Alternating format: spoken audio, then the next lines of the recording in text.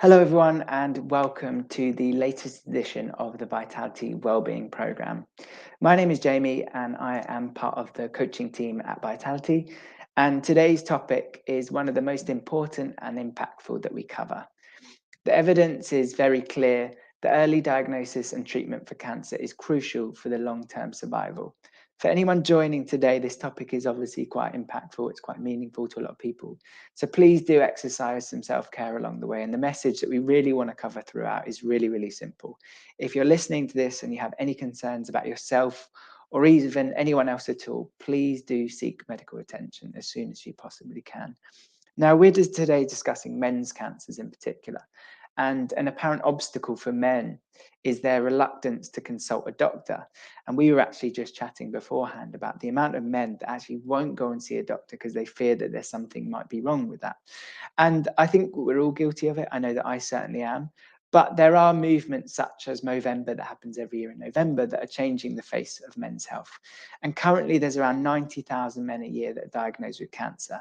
And there are also, though, many, many more that are going undetected. So raising awareness for male-specific cancers is a huge part of this. And although there are more than kind of 200 different types of cancer, I believe, some are more prevalent in men than women. So for today's session, we'll be focusing on the three types, which are maybe a little bit more prevalent in men, which include prostate, lung, and bowel cancer. So what we're going to do for this session is we'll guide you through the signs and the symptoms, the diagnosis, the treatment pathways, and how to effectively support yourselves as well as others along the way. Now, as always, once again, we are so privileged and fortunate to be joined by Professor Gordon Wishart, who is a former cancer surgeon and the founder of Check for Cancer. And he's become the face of Vitality's cancer support through these events and the various other initiatives that we work with Check for Cancer. So we're so grateful to have him. And alongside Gordon, we also have our Vitality member, Peter, joining. And he's been through the treatment for cancer and has been so kind to share his experiences, his learnings. And there's no doubt that he'll be providing some advice that can help others as well along the way. So again, the member story and experience is so impactful and important for us. And finally, just the last thing to say before I bring Gordon out is that we have considered all of your pre-registered questions as well. We will do our very best to include as many of these throughout the session. I'll weave them in along the way. But again, if anything that you've asked hasn't been covered, then do please make sure that you seek any support that you might need for that. So I think that's probably already enough from me already. I'm going to bring Gordon out. Gordon, so good to see you again. It's a privilege to have you back. How are you? Yeah, great. Thanks, Jamie. And good to be back discussing such important topics, especially during Movember. Yeah, I think I said it there in my intro, and I can never say it enough. We do so many interesting topics with this program, but actually the ones that can make the biggest impact on people's lives are these kinds of sessions. So again, please don't just watch this session as a viewpoint as an individual.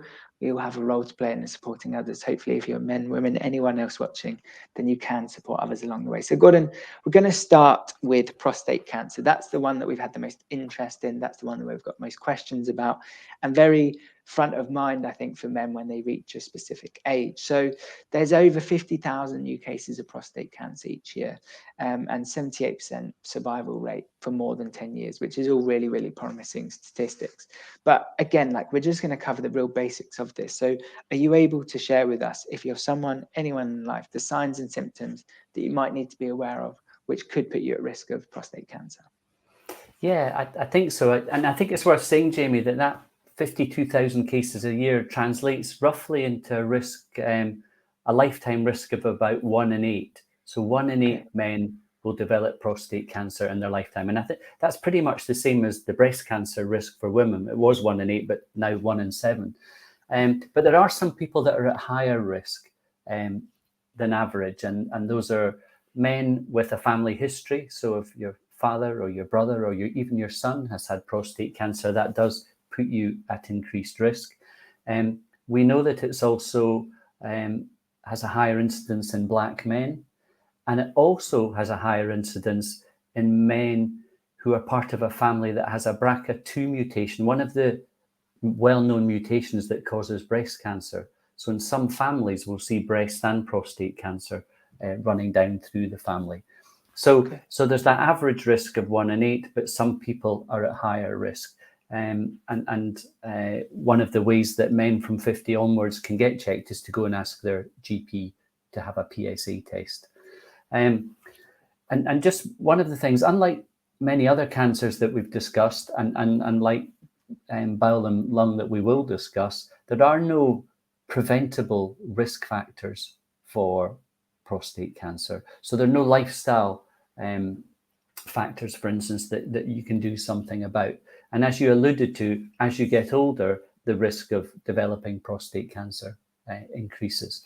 So against that background, there are a number of symptoms that men may notice, and it'll be interesting to chat to Peter about whether he had any of these or not. And they're essentially all related to passing urine usually. So men might notice that they start getting up during the night, or maybe they've always got up during the night, but they get up more often during the night to go and pass urine. And once they get there, they might find that although they're very desperate to go, they can actually start the flow of urine quite quickly, which will seem quite unusual for most men, I would think. They often find that they have just passed some urine and then they have to go back quite quickly again to do the same again. They might also notice some blood in the urine, which is a fairly uncommon symptom. The problem is that these symptoms are not really specific for prostate cancer, and they can also happen in men who just have a kind of benign enlargement of their prostate gland as they get older, and that's quite common.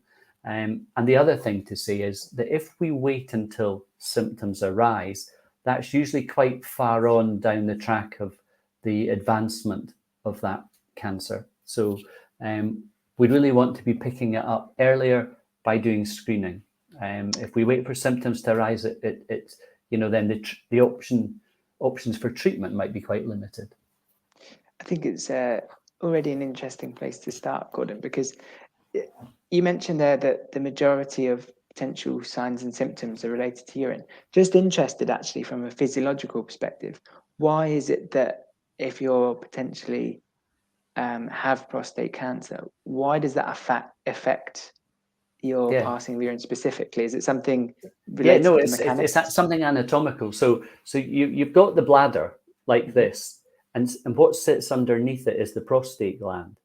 Right. And the urethra that brings urine out for you to pass urine goes right through the middle of that. So if the prostate gland enlarges, it encroaches on that tube going through the prostate. And that's what causes the difficulty in getting your flow started and the flow running well. Interesting. I think I don't know if it's too graphic, but it does paint the picture of what's going on within your body, which I think is quite interesting and valuable to people. So I know that something that men, again, I mentioned at the start, aren't great at going to doctors. There's maybe fear of something being wrong, which is an interesting way to look at it, because if there is something wrong, you do need support straight away. But you mentioned screening as well. And I know that with prostate cancer, for a lot of men, the traditional way of screening that I think most men know is a barrier to them wanting to go and get checked. So are you able to show us what the screening process looks like now?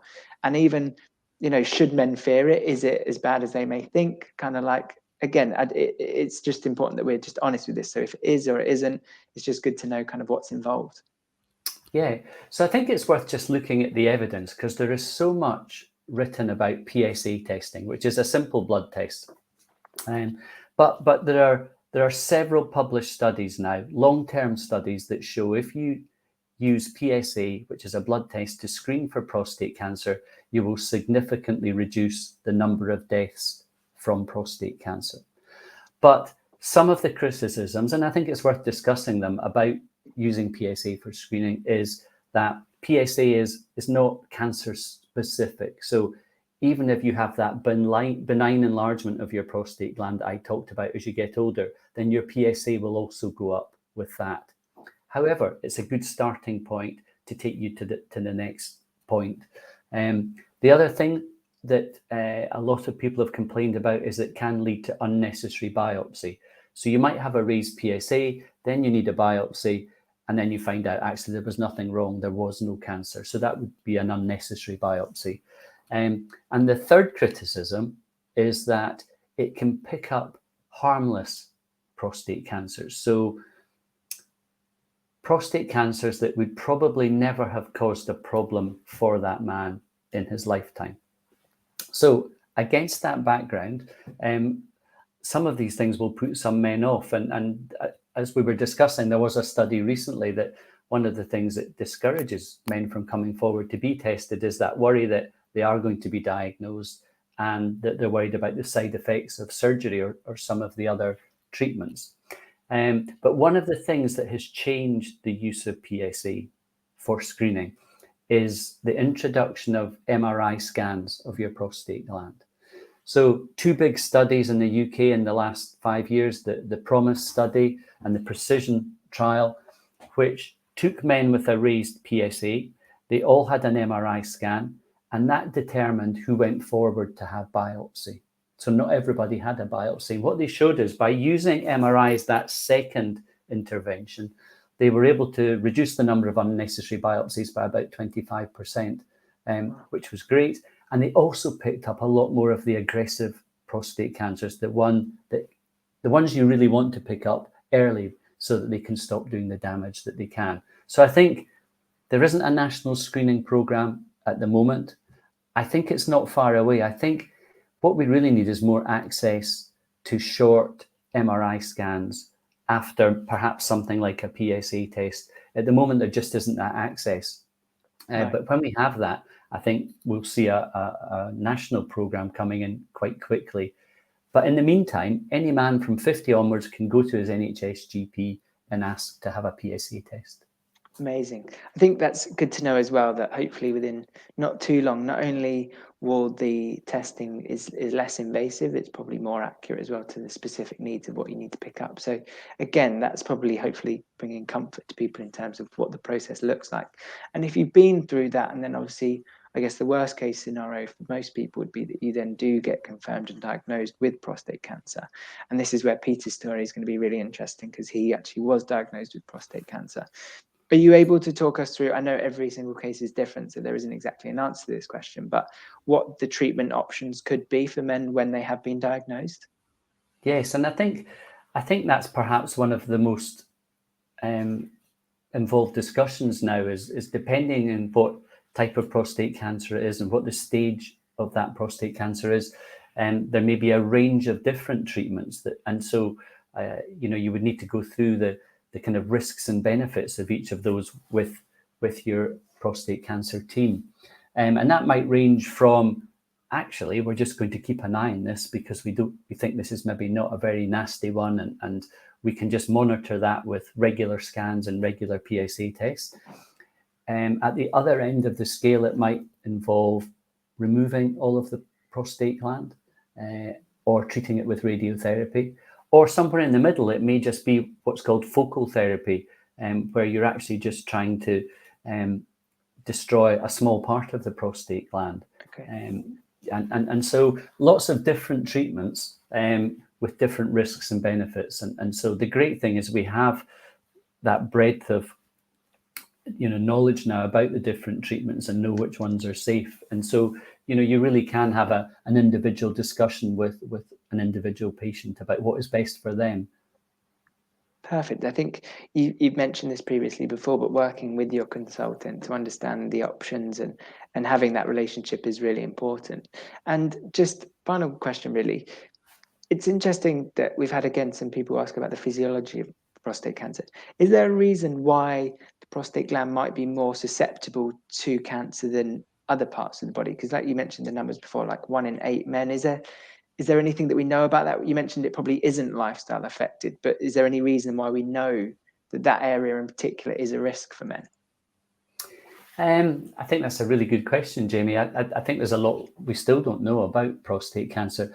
The fact that it seems to be higher in Black men but lower in Asian men suggests there is something to do with ethnicity, perhaps genetics. We know men with a BRCA2 mutation, for instance, they will get it as well. But there's also the fact that there are some people that say, well, if everybody lived to about 90 or 100, and you did an autopsy on all of their prostate glands, you would find prostate cancer in all of them. So age is clearly very important, and part of it may be that aging process. Amazing. That's really interesting. I didn't tell exactly the truth. We have had one final question, which I must ask, and that's just about the numbers that people are looking out for. So, Gordon, I don't know if it's like there's a threshold number in a PCA score for someone, which might mean that there's more likelihood of having prostate cancer. Is that the way that it works with this? No, and the reason, so the normal range for your prostate, for your PSA level, depends on your age. So there are different normal ranges for different age groups. And so that's why it's really important that when you have it done, that you talk to somebody sensible that will analyze it with regard to your age group. Amazing. And the other thing to say is we don't really have good evidence that doing it under the age of 40 makes any difference. But certainly those at the higher end of the risk spectrum, whether that's due to their family history or you know their ethnicity, you can start to do it at 40. And we know what the normal range for 40 is, and a lot of people will have a very normal level at 40 and then not need to be tested again for years. And you can use the test level to decide when the next test should be. Okay, perfect. That makes sense. And I think, again, just to reiterate your point, so 40 is if you have other risk factors potentially for prostate cancer. 50, everyone can go to their NHS GP and get a screening. And then just in terms of check for cancer, if you're a Vitality member, obviously there is a benefit to this, but if you're not a Vitality member, still, how would check for cancer be able to support you with screenings and things like that?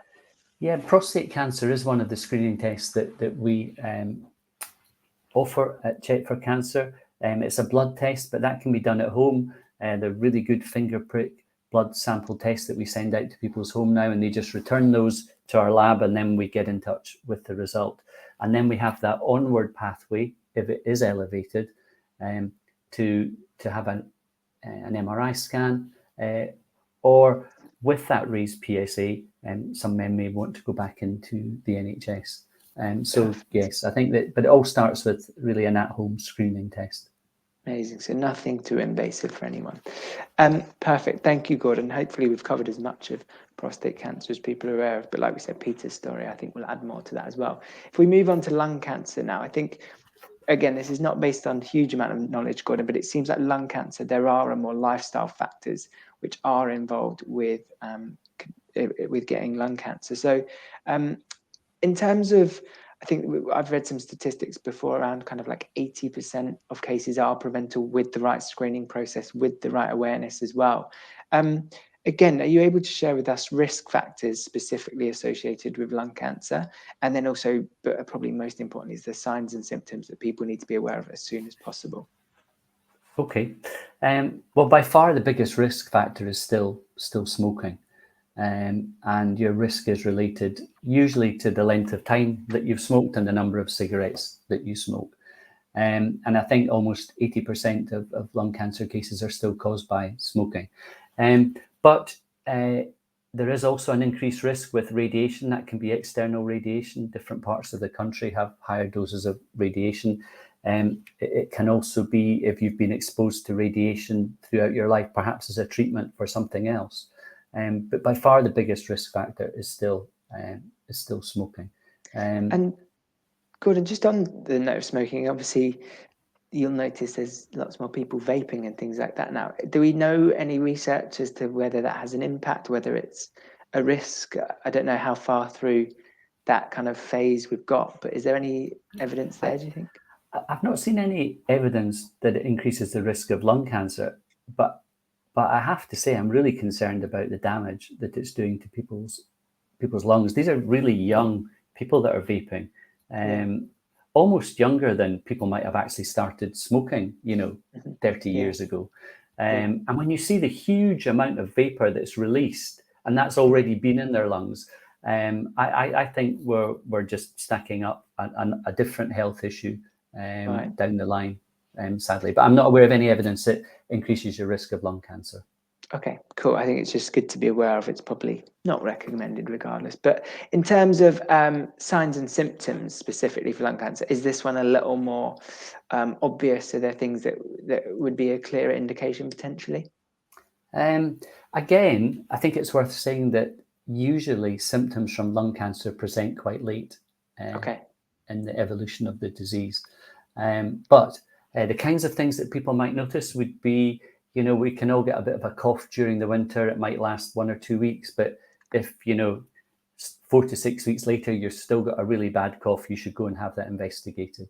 It may just be an atypical type of infection that's not responding to the antibiotics, but you would almost certainly go for a chest x-ray at that stage to make sure there's nothing that can be seen.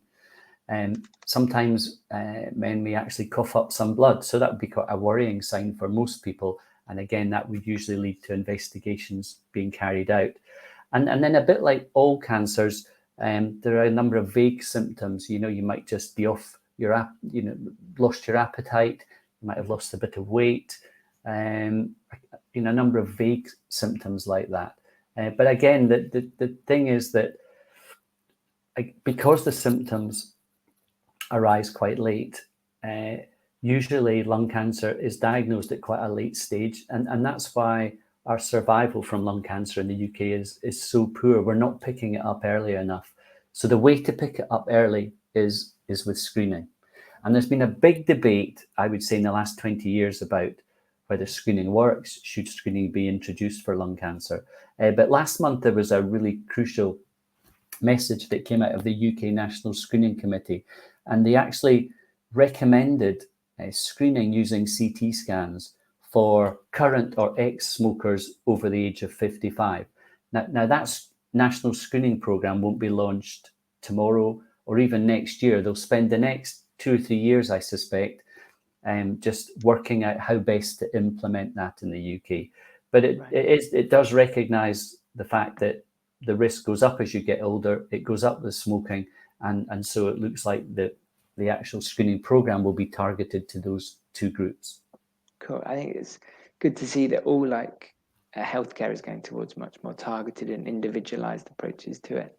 And then in terms of if you are anyone either at risk or feel like you just need or want to check up, are you able to talk us through both diagnosis process and then what, again, I know it's different for everyone, what certain treatment processes might look like too?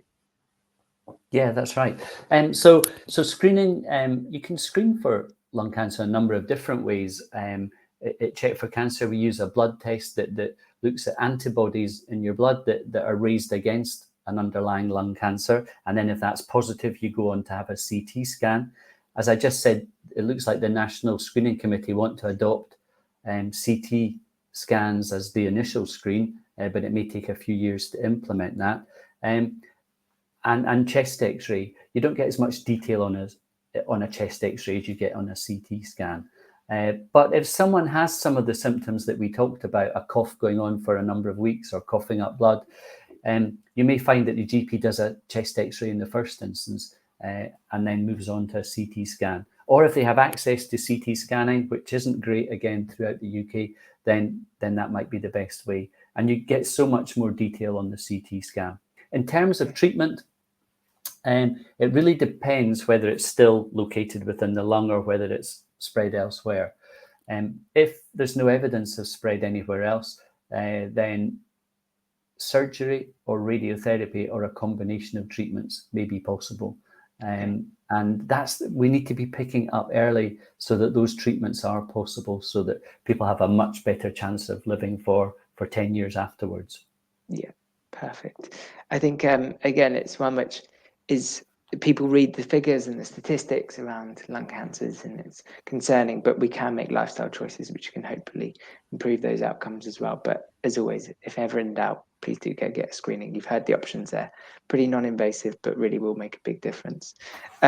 Gordon, the final one before we bring out Peter is bowel cancer. And again, I think this is one where the statistics are quite interesting in terms of they're saying that around sort of 50% of these bowel cancer diagnoses are preventable again. So same format, are you able to share kind of like risk factors, potential risk factors that we know, and then signs and symptoms to look out for where you may need to go get some sort of screening and check? Yeah, absolutely. So risk factors for bowel cancer include family history. So, either a bowel cancer or a number of polyps that you can get in the bowel that increase your risk. A number of men and women who have inflammatory bowel disease, ulcerative colitis or Crohn's disease. If they've had that for more than 10 years, then they have an increased risk of bowel cancer. And there are 3 risk factors which are preventable, and that's one of the reasons why you mentioned that we think up to 50% of cases may be preventable. So smoking, alcohol, and being overweight are all lifestyle factors that can significantly increase your risk of bowel cancer. Wow. So, there's no hiding the fact that we have an obesity epidemic in the UK, and we've still got a lot of people smoking. And, I think we have a lot of people drinking in the UK, perhaps made worse during the successive lockdowns. So there's a big concern about those lifestyles contributing to that. You mentioned the 50%. There's a few 50% with bowel cancer.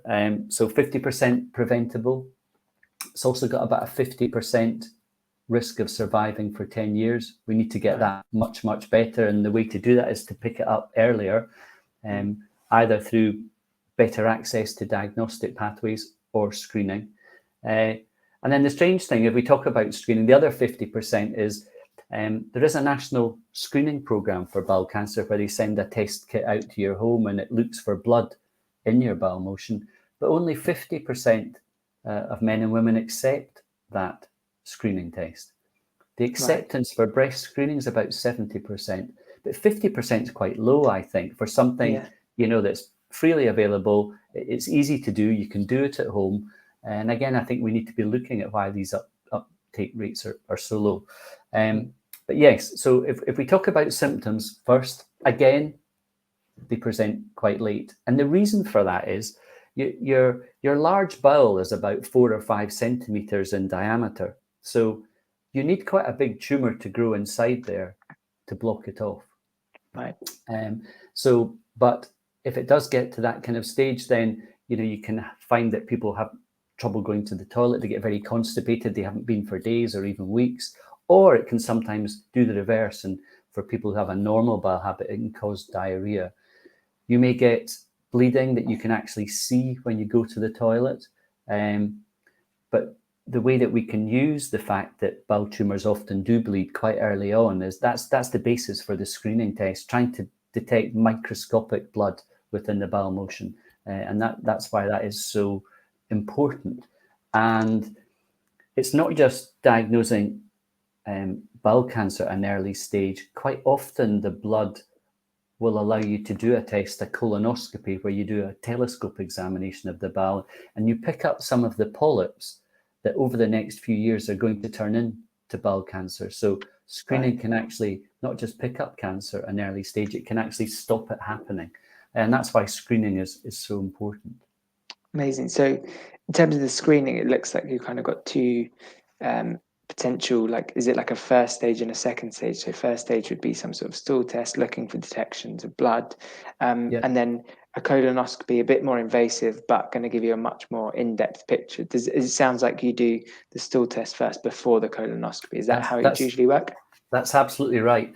And you can either do that for screening, and you can also do it for people with symptoms, because a lot of the symptoms of bowel cancer are a bit vague, bit of abdominal pain, bit of weight loss, trouble with your bowels, a whole range of things. And you can actually use the same test that we use for screening to try and decide which patient should go straight to colonoscopy. Right. You alter the threshold at which you call the test positive for that group. Okay. But that's something that we're developing and hope to launch next year, actually. So not just for screening, but people with symptoms, you can do a quick test, and then the ones that are positive, send them straight to colonoscopy rather than the long route through, seeing the GP, seeing the consultant, which might take months and months. Yeah, I think it's great though to see the progress that's being made throughout this as well. You've mentioned various advancements in different ways, whether it be treatment or the diagnosis or screening process, which seems a really positive step. Good. I just wanted to ask one thing, going back to the lifestyle factors with bowel cancer. And you mentioned smoking, alcohol, and weight management are all 3 factors, which there's potentially a correlation to bowel cancer. if I take lung cancer, for example, it's very obvious to understand how smoking will have a direct impact on that. I'm not as familiar with how those three will have an impact on the bowel more. So are you able to share like what that connection, how that might be related? Does that make sense? We don't actually know. Right, okay. And that's, one of the, we always say that we still have lots to learn about different cancers. And that's one of the things that is really poorly understood at the moment. There's very strong published evidence that there is a correlation between each of those three factors with the risk of developing bowel cancer, but just what the actual mechanism for that is uncertain. Cool, perfect. Makes total sense. Then final section on this one, just treatment options as well if you are unfortunately diagnosed with bowel cancer. Yeah, so for a lot of people that will mean surgery to remove either a part of the large bowel or all of the large bowel. That may sometimes be combined with chemotherapy. And then some people might have heard recently that there's a type of immunotherapy that you can use in bowel cancer. And then it depends on doing a special test on the tumor sample to find out if it's got certain indicators or receptors, if you like. And there have been some fantastic developments where people with bowel cancer that had spread to the rest of the body and was therefore inoperable, getting complete responses using this immunotherapy.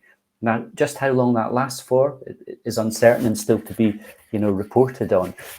But again, just one of the developments that's really exciting now coming into cancer treatment. Amazing.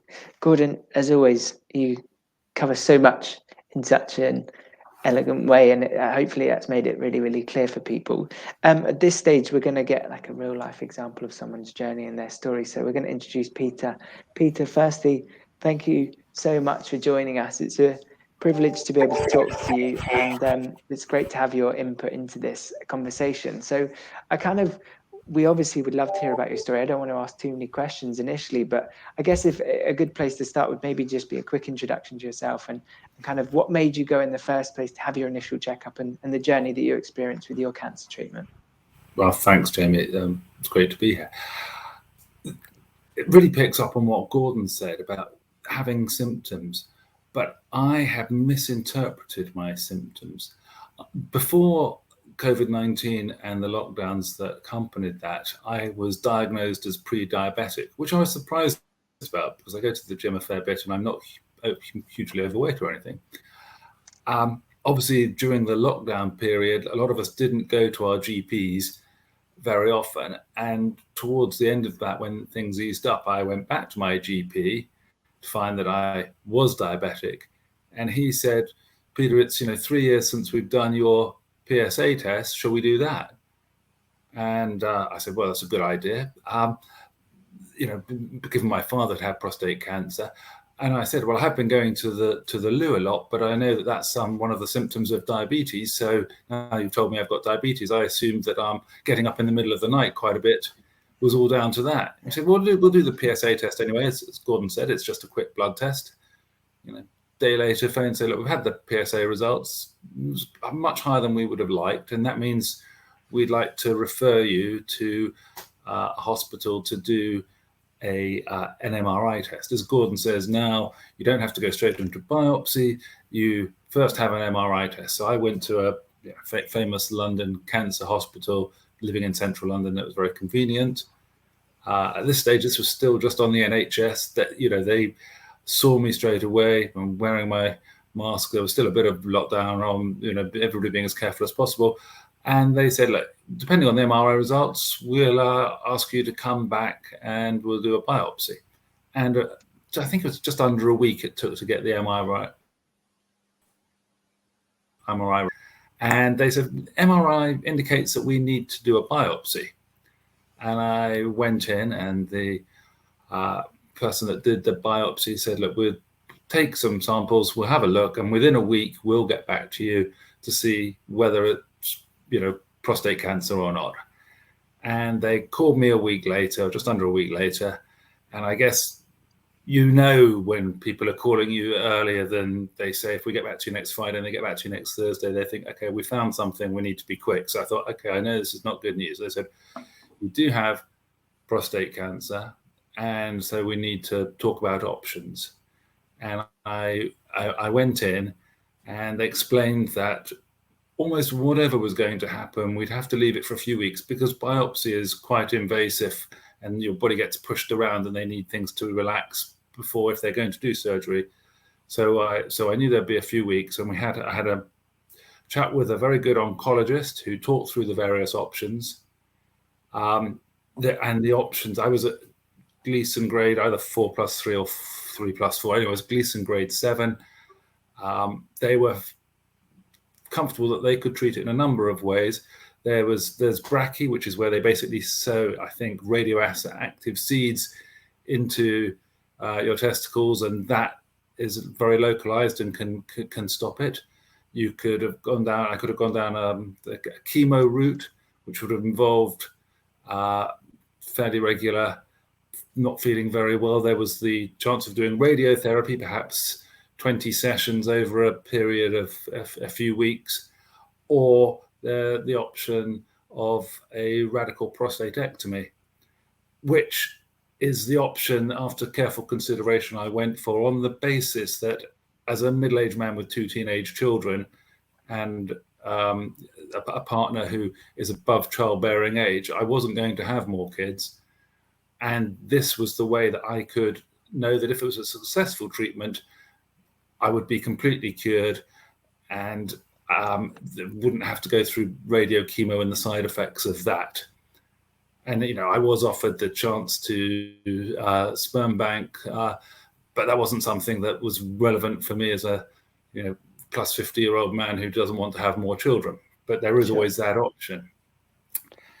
And I was, luckily treated by a surgeon. I think it's worth everybody doing some research. You want to make sure that the surgeon, particularly if you've got the option of where you have who you have your surgery with, does a lot of the particular operation. And so the chap I was lucky enough to get was very sparing of my nerves, and he was very sparing of my urethral length, which means that he said, I'll do my best such that you won't, but I can't guarantee it, you won't suffer from the things that you're most worried about, which is going to be that you're going to end up basically never being able to get a stiffy again, and you're going to end up leaking. Mm-hmm. And I've been incredibly fortunate that those are 2 problems that haven't presented post my surgery, but it was a huge concern. And there are things that you can do post surgery. 3 months afterwards, I had my PSA test. It confirmed that there was negligible, undetectable PSA levels in my blood. So it meant that I was cured, and I'm now completely cancer-free from regards to prostate cancer, and of course can never get it again, having had it removed. But I realized that it's a big decision for people. And then I've done some physio with somebody working on improving my pelvic floor, and it's a good idea if you're going to go down the route of having a radical prostatectomy to start doing that early and getting somebody to show you what to do. But that's really helped. And I've been thrilled by the care I got initially through the NHS, then managing through the Vitality service to choose the surgeon and the hospital, the way I was looked after by the oncology team at Vitality and the hospital. And I feel very blessed, and I've made it sort of a mission to tell everybody. And I think the reason I'm here today is because I want to make sure that as many people realize that you shouldn't give up hope. There are lots of options. It's amazing what can be done today, but that the most thing you should do, given what Gordon said, 1 in 8 men is going to get this. Have a PSA test. If you're over 50, it's an easy thing to do. And a lot of us, because of lockdown, haven't been going in, and you tend to put away things like getting up in the middle of the night. It's not something you want to tell the doctor, saying I'm constantly going to the loo, or you feel it's that not a real injury. It's not like you've lost your arm or you've broken your arm. You think, oh well, getting up in the middle of the night, that's not really something I need to really just mention it as an aside as you're doing a COVID test or something. Yeah, I don't know if that helps. Peter, I mean, firstly, it's amazing to hear that you were supported and you're now cancer-free, which is incredible. Like, it's great to hear these stories because obviously as soon as you hear the word cancer, people associate that with the worst outcome. So it's amazing that you've come on here to share that. So firstly, we appreciate that. Secondly, I think it's great that you're talking about it, and you are doing incredible things, and people listening to you, hopefully it will give them the strength, if they need the courage, to go and get a test, because it's not as bad as you maybe thought, but also the difference it will make could be life-changing. And Gordon, there's a question that I've got for Peter, but I wanted to pass over to you. I didn't know if there's anything you wanted to add or anything you wanted to ask, just first off. Yeah, the first thing is it's a great story, Peter, I think, to encourage other men to seek help or to seek screening, because I think you describe a really good way of having screening with PSA and then going through that diagnostic pathway. And did you feel that you were given a fair assessment of the risks and benefits of each of the each of the number of different options that there were, or did you feel you were pushed down a certain route? No, I felt I had completely the very best information presented. And I think all credit to the hospital I was seen at. They have a rapid diagnostic area, and they talk you through it. And then when they said, do you have private medical insurance? And I said, yes. So then instead of having to, wait perhaps to see an oncologist, or a time was booked in, I was able to go through an oncologist who talked about the pros and cons of all the different, whether it was chemo, radio, or surgery. And I was able to talk to the surgeon. They constantly made themselves available. There's a lot of good information, both the stuff that you produce, but Macmillan do a lot of stuff. It's easy for people to find online if they just, Prostate Cancer Society, there are lots of good information sources. It takes a while to absorb. It's nice if you can sit down with a trained medic who can take you through the options, which was clearly one of the wonderful things that Vitality was able to provide. But no, I thought I was well informed. It is scary. There's no getting away from it when you know you have cancer. I didn't tell my kids, being divorced, they don't live with me. They didn't need to know until after I'd had the operation, because then I didn't want to create worry in their minds. I wanted to be able to say either, I've got cancer and we've tried to do it, but it's not been turned out so well, or what I thought and in fact happened. I've had a successful operation. I am cancer free. I am safer today than I was a week before the operation, or whatever. And that was something I was happy to be able to tell them. Yeah, well, I'm delighted to hear that you feel you were well informed and able to make a decision that was personal to you. Can I ask one more question, Jamie? So a number of prostate cancer surgeons are using robotics now, doing robotic surgery, or using robotics to assist the surgery. Do you know if your surgeon was involved? My surgeon did use robotics. I won't stand up and show you. I've got some very small scars. It's incredibly clever stuff. And it's certainly, I think, the way forward. Now, I guess everybody's circumstances are different, and the surgeon and the team that you have will help you come to the decision.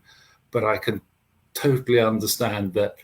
And my surgeon talked me through why he would like to use the robotics and how accurate it was, and makes sense. Modern technology, why wouldn't you? Absolutely. And the reason I asked is it's good to highlight that one of the reasons for using robotic surgery is that it reduces the side effects of the surgery. And I think, as Peter's described, that's one of the real benefits that will make such a difference to Peter's quality of life going forward, that he hasn't suffered some of the side effects that we know can happen after prostate surgery. So that's a good thing to highlight for people that are considering different treatments. For sure. I think it's perfect. Peter, if I may just ask one final question, and I don't know if this is maybe a little bit more specific to men, but you mentioned there about the kind of like psychological impact, and you chose not to tell your kids and things like that. Just wondering how you were able to deal with that, because there's a lot going on in your life. What support did you need? Did you have that? And do you feel like as a male, maybe you were less inclined to tell your family and ask for their support? Just interested in, because there's a lot for you to manage. Yeah, no, I get that. I'm amazingly lucky. I have a very supportive and loving girlfriend who was just brilliant, who's his brother-in-law had just before been diagnosed with pancreatic cancer, which is never a good thing. She's actually done a lot of raising money for cancer-related charities because of that. But having told her and told my closest friends, because my children lived with their mother, I was able to not be able to tell the children. I told my ex-wife, who was also very sympathetic, but we agreed that there was no reason to scare the kids until we knew, because I was going through a treatment where we'd be able to say it's either been successful or not, and that I was in a good place or not. I think everybody's situation, sometimes it's right to tell children ahead of time in case things are going to happen. And that's something probably best discussed with close family, friends. But I felt that when I told people were so sympathetic and understanding, because a lot of the time when you hear the cancer word, you think I'm going to die. People say, oh, I've had friends who've had this, they were fine. I've got some names of good surgeons. I know a lot of it sounds a bit sort of on the parents chat, sort of, it may not be accurate or not, but I think it's good just getting that sense, because I also think other dads can also then go and have tests and look at this, and the more people are aware that people do have prostate operations, the more you realize you shouldn't be afraid of having treatment, alerting people if you do show any kind of symptoms, but also realizing that this is one of the few cancers where you may well not have very obvious symptoms, or symptoms like mine that could be confused with something else. And a simple test won't absolutely prove, but it gives a good guide as to whether you should then have an MRI, and then that will give a good guide, as Gordon said, as to whether a biopsy. So you don't have to go through the rigors of a biopsy anymore straight away if the PSA, which gives an indication that perhaps that would have been the traditional thing. Now you go have an MRI first. It's the advances in modern cancer treatment and the prognosis for people who get cancer are fantastic. And of course, can I just add one thing? If you have a high PSA level, if you have your MRI and your biopsy, it may well be that they put you on wakeful watch. May not be the right term, Gordon, but you can correct me. But one of my friends who I told about this had a PSA test, and they found that he did have a very elevated level. But when he went to talk to people and was examined, they said that where it is and the size of it means that for the time being, we're just going to monitor it. And that's also a nice thing to be in a situation where you know that you've got people who are going to be monitoring it every few months just to see how things are developing. Yeah, for sure. I think, Peter, it's so good of you to share these stories. And I think the main thing that I'm glad about listening to is that you were informed of all of the decisions along the way. You felt like you had the support that you needed. So like you mentioned, everyone's going to be different, but you felt like you had what you needed, and you didn't feel like you needed to maybe have more than that, which is perfect. And again, everyone's different, everyone's situation is different, but you sharing your story, I know, will be so impactful. And it's nice to share these stories because there are so many positives that have come from it as well. So we really appreciate you coming on and talking about it. I know that you're going to have a huge impact on people. So thanks for joining us today. Well, thank you both. Thank you, Gordon. Amazing story. There's just one thing that I wanted to pick up from, maybe from more of a clinical perspective. There was just the interesting point that Peter made about being type 2 diabetic and the symptoms being quite similar. Just before we wrap up, is that something that is potentially relatively common? Because, you know, as age goes on, risk of type 2 diabetes increases as well. So is that something to be aware of? Yeah, well, you know, one of the symptoms of diabetes is that you start passing a lot more urine than normal because you've got sugar in the urine that's you know, causing that, and so it is one of those strange things that he thought it was, you know, that, and that's perfectly understandable. Although looking at Peter, you know, we only saw him from the waist up, but you know, he doesn't look like someone who should have type 2 diabetes, you know. So it's, you know, that's the trouble. Some symptoms in medicine can be due to one of a number of different conditions. But the good thing was that his GP said to him, we haven't checked this for a while, so I think we need to get around to that. And, you know, that's that sounds like a really very good GP who's looking after his patients really well, rather than you ending up seeing someone different every time, you know, that you go. So either very good medical records or a GP that really, you know, looking after his patients. Perfect. It's the way that hopefully the process should be for everyone. And Gordon, thank you again for being here as part of this. I think with more awareness, like, it's not an exaggeration to say that like lives can be saved. This is how important these sorts of conversations are. And I know that we all have a role to play in supporting and understanding how we can make a difference. And I really do hope that today's session, whether it be from Gordon's information or listening to Peter's story, has helped you. And again, just to reiterate that point, if you have further questions or we haven't covered anything or there's anything that concerns you, then please do reach out to a medical professional. But Gordon, thank you as always for being involved in helping us so much, and with all the work that you do for Check for Cancer. Just if we finish up on that point, how can people use Check for Cancer to support them? Yeah, I think, you know, first of all, our website just has lots of information about, you know, risks, signs, symptoms of different cancers, a number of different screening options for all the common cancers. And I think, you know, all the content is written by clinical advisors, you know, someone like the surgeon that operated on Peter. We've got some great advisors that make sure that everything we do is up to date and cutting edge and evidence-based. So I think website's always a good place to start from. Amazing. Perfect. Please do share this content far and wide as well. Whether you're joining us live or head to the Vitality YouTube channel, there's also a huge body of content there as well. So Gordon, again, thank you so much to Peter. Thank you. And amazing to hear his story and how the positive outcomes there's been from that. And in the meantime, for everyone watching, thank you for joining us again. Please do take care, and we'll hopefully see you at another one of our events really, really soon.